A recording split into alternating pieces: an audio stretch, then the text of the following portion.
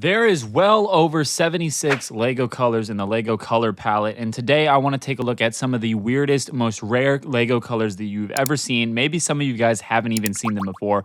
And so let's go ahead and start off by talking about real quick. Let's look at the old brown we have here. This is on a Anakin minifigure. A lot of you guys have probably seen the old brown. We'll probably do a separate video on that. Then we also have the old original old gray. So this was just called gray, I believe it was. A lot of people refer to it as old dark gray now. And so this is the old Geonosis minifigure. And then I have a old German figure that I actually custom printed on years ago. So all these minifigure parts are very expensive and they don't use this color anymore, but one color sticks out as one of the most rare and expensive LEGO colors and probably my new favorite color in the LEGO world, which is sand red. Now, what's crazy is sand red came out in the early 2000s, over 20 years ago, and there's only a few parts that were made in this color, and they're very expensive. They're very hard to find. So if you guys have some of these, consider yourself very lucky.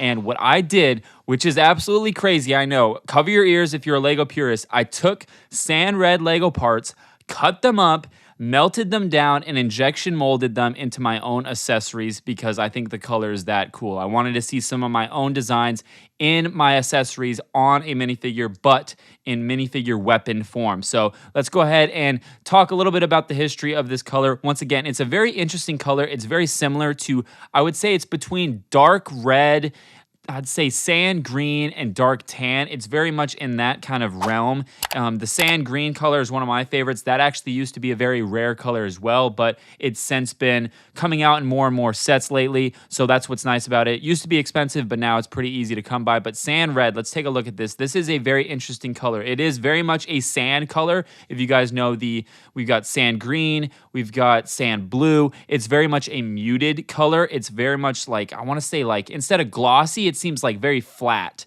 and matte finished. And what's cool about this is it's got a little bit of a red hue to it, and it just reminds me of, like I said, I would say dark tan and sand green. So I went ahead and I molded a MG42, which is a really cool German machine gun. And then I also molded a sci-fi ammo box there to go with it. It's got the removable bipod. And I just think it looks absolutely amazing in this color. I'll show you guys side by side here compared to just a normal accurate gunmetal MG42, but there's something about the sand red that looks so cool. Like I said, it's not accurate to like really any modern military, maybe like a camo color scheme, but definitely not just a standard weapon, but it looks so cool. And then let's go ahead and take a look at, this is a overmolded axe. So just the axe blade on this one is sand red, and it's got a little bit of swirled in it, but it's mainly sand red. And then of course a dark bluish gray handle. Very cool. Two other items that I made were a M9 pistol and then a beaker, I call it on my website. So these are two accessories that I'm also keeping in my collection in sand red. And the last one that I'm keeping in my collection is the M247H heavy machine gun from Halo. I made all of this. You can see there was some dark green getting swirled in the receiver there, but overall most of it is sand red and it looks amazing. Now, this is not the only items I made in this color. I posted on Instagram before BrickTactical Day this small handful of different weapons. Now, there weren't a lot of these weapons made. This is like literally all I made. As you can imagine, some of these pieces are very expensive, and to just buy them, to cut them up, was very expensive, and that's why I only allowed these to be sold on my website with Crazy Combo minifigures. But you can see in this picture, we did everything from a G36, we did some different AKs, M4s, we did dark sabers, which look absolutely amazing. We did a ray gun. I really like the bottom. You can see we have a Desert Eagle, a Glock with a suppressor and drum mag.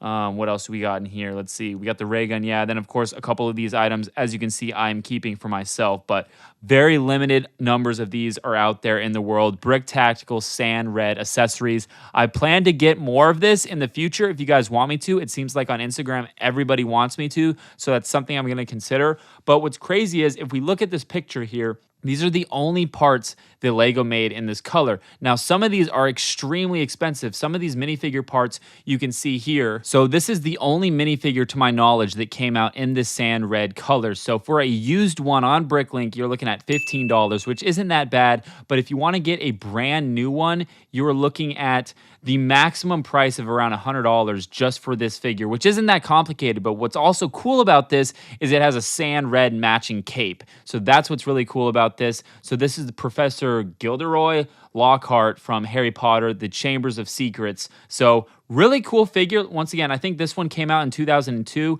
And if we go ahead and look at a couple other figures, one of the most probably famous one is going to be the Battle Droid that came out. I believe that one was also in 2002. Let me go ahead and double check and confirm here. I believe, yeah, this is the Geonosis Battle Droid here. It came out in 2 sets, set number 4478. Actually, I think it is just that set. And of course, this one came out in, let's go ahead and check, 2003. Yep, so 2002, 2003. I'm pretty sure the parts were discontinued after this. This is by far the most accurate color, though, for a battle droid for Geonosis. So that's what's really cool. And what's actually cool is I actually have one of these old Geonosis figures that came with that set 4478 that I showed earlier. So wish I had those battle droids. I might have one of those lying around, but those are also very expensive. So there's a lot of cool pieces, just a couple of them though that came out in this color. But overall, I'm very curious to see, do you guys like sand red? What should I do with it? Should I get more of it? Should I make my Mandalorian helmets in it? Should I make my Mark V Halo armor in it? I could do my World War II helmets. I could do a lot of things. I could do clone blasters. I could do any of my molded parts you can think of, guys. I can make them in this color, but I'm just curious if you guys want me to do that, or should I keep it very rare and exclusive for the people that got it? And I plan to do clone helmets in the future, and man, it would be cool to see some all sand red clone trooper helmets with some printing on it. So I'm going to leave it at that. Let me know if you guys knew about this color, and if you guys have any of it, let me know in the comments down below, and I will see you guys in another video.